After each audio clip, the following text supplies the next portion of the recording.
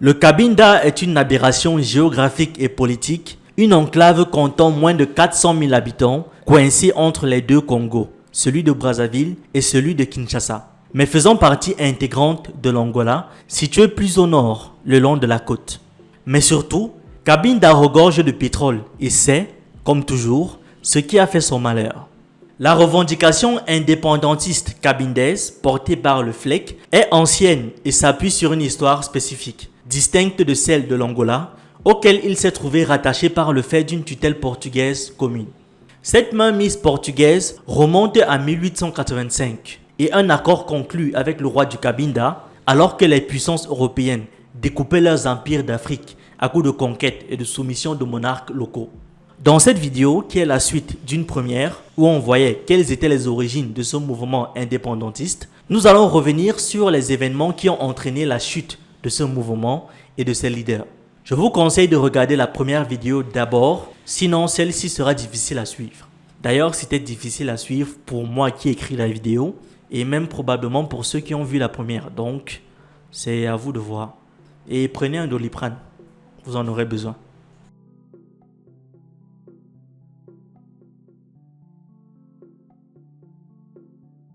Au début des années 1980, alors que le mouvement séparatiste est divisé en au moins 4 factions et que la guerre civile bat son plein en Angola, l'enclave suscite à nouveau les convoitises des puissances régionales et internationales.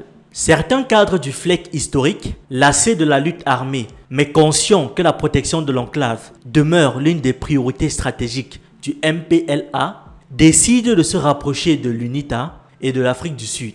Grâce à l'aide logistique sud-africaine, visant principalement les sites d'exploitation pétrolière, l'UNITA décide de constituer une unité de combat cabindaise appelée UNIFLEC ou FLEC UNITA. Parmi ces actions se distingue le bombardement d'un oléoduc près de Choa, tuant 9 personnes le 14 juillet 1984. Le 21 juillet 1985, il frappe à nouveau en abattant un hélicoptère de Chevron et sabote plusieurs oléoducs l'année suivante. Le 19 mai 1985, un commando sud-africain tente aussi de mener une attaque contre les réservoirs de stockage de pétrole à la base Malongo de Chevron, mais échoue face à la résistance farouche des FAPLA, soutenue par l'armée cubaine. Pour le FLEC, bien que le sabotage économique soit un moyen de faire pression sur le gouvernement et Chevron, ses dirigeants sont plutôt réticents à attaquer des services publics ou des corridors de transport, puisqu'elles se font généralement au détriment de la population. Au début des années 90, le ciblage des sociétés étrangères s'accentue. C'est ainsi que le 19 octobre 1990, le FLEC kidnappe un citoyen américain employé de la société Chevron, Brent Swan. En mars et avril 1992, des militants attaquent des bus appartenant à la compagnie Chevron et lancent, le 14 mai, une attaque au mortier contre un poste de police dans laquelle 25 obus frappent une installation de Chevron située à proximité. Quelques mois plus tard, le FLEC attaque aussi un convoi de 8 véhicules appartenant à une société américaine, faisant 4 morts. L'UNITA, pour sa part, tente de prendre le contrôle de l'enclave à plusieurs reprises, mais se heurte à une résistance acharnée du MPLA. Édouard de Jeannette, chef du bureau de liaison des États-Unis en Angola, avait alors averti Savimbi que si la production de pétrole cabindais venait à être interrompue, les États-Unis couperaient tout soutien à l'UNITA. L'UNITA cessa aussitôt de cibler les installations pétrolières de l'enclave. C'est dans ce contexte qu'est créée en 1985 une nouvelle dissidence du FLEC. Oui, encore. L'Union nationale pour la libération du Cabinda, UNALEC. Dirigée par Afonso Massanga, ancien responsable de la zone militaire sud du FLEC, l'UNALEC rejette toute négociation avec Luanda, mais suite à un désaccord avec le cofondateur du mouvement, Bernardo Condé, Massanga décide de fonder un nouveau groupe, le Mouvement de résistance pour l'indépendance totale du Cabinda, MRITC. Faisant écho à l'UNITA, le MRITC prône l'indépendance totale de l'enclave et écarte toute possibilité de négociation avec le gouvernement sur un projet d'autonomie. Depuis la fin des années 1970, Alors que la lutte armée est menée par au moins 4 organisations militaires indépendantistes, le FLEC FAC, le CMLC, le FLEC Lobota, l'UNALEC MRITC, le FLEC PM, s'affrontant autant les unes les autres qu'avec les troupes angolaises et cubaines, le kidnapping devient le modus operandi préféré du mouvement. Ces kidnappings ont un objectif clair. Le FLEC y voit un moyen de financer ses opérations, mais aussi et surtout mobiliser l'attention internationale. Toujours est-il que cette stratégie accentue également la fragmentation au sein du mouvement séparatiste.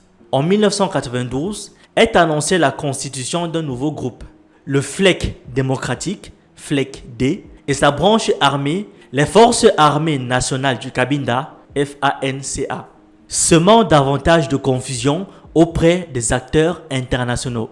Dirigé par un ancien fidèle de Nzita, Yumbadi Chiboka, ce groupe n'est toutefois pas reconnu par les autres factions du FLEC qui voient dans le FLEC-D un mouvement opportuniste créé dans le seul but de récupérer l'argent des rançons.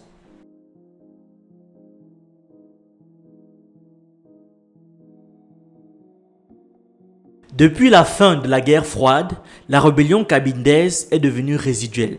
Elle oscille entre négociations ratées et répression militaire, et aucune de ces deux options n'a porté ses fruits. Les mouvements cabindais sont trop désunis pour entrer dans une véritable logique de négociation, et le régime angolais a cru, et croit peut-être encore, pouvoir en finir une bonne fois pour toutes avec le FLEC par la force. Or, depuis plus de 20 ans, l'échec de l'option militaire n'a d'égal que l'échec de l'option négociée. Les tentatives de négocier vont de pair avec les tentatives de mettre de la cohérence dans le séparatisme cabindais. Au début des années 90, après la fin de la guerre froide, les guérilleros cabindais sont abandonnés à leur sort. En 1991, les soldats cubains quittent l'Angola et les militaires sud-africains se retirent de la Namibie. Vu le contexte international qui tend à la normalisation, d'anciens cadres du FLEC décident de se reconvertir et de créer des mouvements politiques, tels que le Rassemblement démocratique du peuple Cabindais, RDPC, les Camerounais savent, l'Union démocratique du Cabinda, UDC, et plus tard le Mouvement pour le Rassemblement du peuple Cabindais, MRPC. À l'initiative du gouvernement angolais, une réunion visant à réunir les différentes factions du FLEC est organisée à Lisbonne le 11 novembre 1991 et aboutit à la formation d'un Conseil suprême de coordination FLEC-CSC. Mais ne disposant pas de l'appui des mouvements politico-militaires actifs sur le terrain, le CSC est une entité politique mornée. En 1992, Ranke Franke, exilé au Canada depuis la fin des années 70, tente alors de renouer avec le gouvernement angolais. Il est reçu par le chef de l'État angolais, José Eduardo dos Santos, en grande pompe à Luanda. Ranke Franke donne alors son aval au projet gouvernemental de statut spécial pour l'enclave, inspiré du modèle d'autonomie avancée des îles portugaises des Açores et Madère. À la suite de ce compromis, une timide ouverture politique se produit. Le FLEC franc est autorisé à ouvrir une représentation à Tchoa sous l'appellation de FLEC intérieur. Mais cela lui vaut de violentes critiques, notamment de la part du FLEC FAC, qui pour sa part obtient lui aussi l'autorisation d'installer un comité pilote de l'intérieur. L'opportunité de négociation oblige les mouvements cabindais à se rapprocher. En 1996, lors des réunions à Paris et Bruxelles, une nouvelle alliance, le Forum des nationalistes cabindais, ou FONAC, est formée en vue de négocier avec le gouvernement angolais. Il s'agit d'une plateforme regroupant le FLEC-FAC de Nzita, le FLEC-R de Tiburcio, le FLEC originel de Ranke Franke, le FDC d'Itula et Lubota, l'UNALEC de Condé, le MRITC de Massanga, l'UNLC de Ngimbi Carneiro, le RDPC de Menga et le Comité pour l'indépendance du Cabinda, CIC, de Belchior Tati. 10 ans plus tard, une nouvelle tentative de réunification des mouvements cabindais a eu lieu en Europe. En 2004, à Elvoire, aux Pays-Bas, le FLEC FAC, le FLEC R et le FDC décident de se regrouper au sein du Forum cabindais pour le dialogue, FCD, afin de négocier avec le gouvernement angolais. Le FCD se distinguait parce qu'il comprenait autant des représentants de la société civile et du clergé que des différentes factions militaires. Loin d'être la première formation du genre, cette plateforme apparaissait alors plus crédible que ses prédécesseurs dans la mesure où elle bénéficiait du soutien du clergé catholique kabindais et avait abouti à la création du Koto Likanda ou Conseil national du peuple kabindais CNPC, ainsi que la création d'une structure militaire, les Forces armées kabindaises unifiées, FACU. Le gouvernement angolais a torpillé ces initiatives de rapprochement en pratiquant la stratégie des négociations séparées avec des mouvements séparatistes rivaux. Ainsi, le 7 et le 8 juin 1995, le FLEC Air a accepté d'entamer des discussions avec le gouvernement angolais au mont Edjo en Namibie. 2 mois plus tard, une deuxième rencontre a eu lieu dans la localité du Midgard Lodge en Namibie, aboutissant à une trêve de 4 mois. En novembre 1995, des émissaires du gouvernement angolais entament des pourparlers séparément avec le FDC, provoquant une nouvelle rupture au sein de ce dernier. En avril 1996, les autorités angolaises commencent aussi à négocier avec le FLEC FAC sous l'égide d'Omar Bongo du Gabon et son ministre des Affaires étrangères, Jean Ping. Cette effervescence de négociation conduit des opportunistes à semer plus de confusion dans le paysage des FLEC. Aujourd'hui, c'est nous qui sommes confus.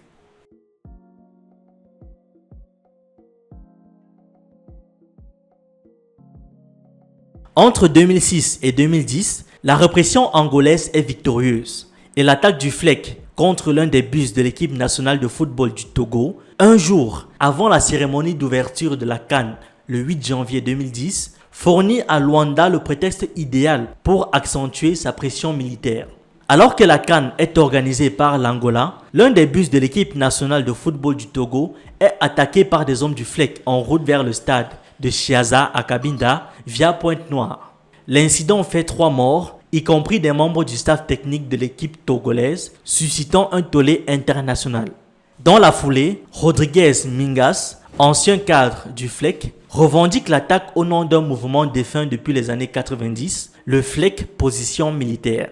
Un autre mouvement, celui du Front de Libération de l'État de Cabinda, ou FLEC Lopez, refait alors surface et revendique à son tour l'attentat depuis Paris.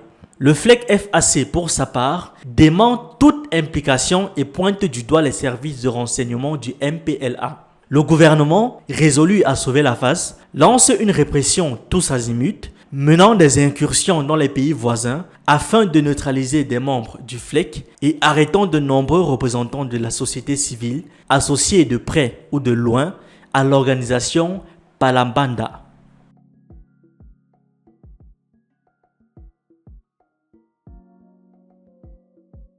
Comme tous les efforts de paix ont échoué, cette guérilla fantôme continue à hanter l'enclave, mais sans que son équation historique, fondée sur la division interne, ne change. Alors que beaucoup pariaient sur sa disparition, les hostilités ont repris dans l'enclave depuis février 2016, faisant plus de 200 morts selon les rebelles. L'histoire du FLEC reflétant les rapports de forces régionaux, cette résurgence récente doit être analysée en fonction de la fragilisation des régimes concernés. Nous sommes en 2017, toute la sous-région est confrontée à une double crise, à la fois économique et politique. En effet, face à la chute des cours des matières premières, l'Angola subit depuis quelques années une crise économique sans précédent. Une situation qui affecte particulièrement l'enclave et à la lumière des élections prévues pour cette année-là, le pays se prépare pour un moment charnière dans son histoire politique. L'annonce par le président Dos Santos de son intention de quitter la présidence en 2018 et le doute qu'il laisse planer sur sa succession ajoutent à l'incertitude quant à l'avenir du pays. Par ailleurs, la division du mouvement kabindais reste une constante historique. La mort de Nzita Thiago à Paris le 2 juin 2016 a de nouveau fait apparaître les divisions profondes du mouvement. Avec dans un premier temps l'autoproclamation en tant que président du commandant Alexandre Tati, qui représente la branche africaine du mouvement, et le fils du défunt Emmanuel Nzita, faisant de même 2 jours après. Malgré la déclaration d'un responsable du FLEC FAC affirmant que Conforme à la tradition du dialogue propre au Bas-Congo, la porte reste ouverte à une réunification des deux tendances. Le mouvement séparatiste kabindais ne semble, pour l'heure, pas en mesure d'être plus uni aujourd'hui qu'hier. Ouf, c'était compliqué tout ça. Je n'avais jamais entendu une histoire comme ça avec autant de divisions et je vous ai épargné de gros morceaux de l'histoire. Je vous ai épargné plusieurs noms, plusieurs autres divisions, plusieurs autres mouvements, etc., etc. Il y a de quoi faire un documentaire, sinon même deux. Bref, si ce sujet vous a plu, n'hésitez pas à nous le faire savoir en commentaire. Et si l'histoire des différentes guerres de sécession en Afrique vous intéresse, n'oubliez pas de le signaler en commentaire et on en fera d'autres comme ça. OTEP.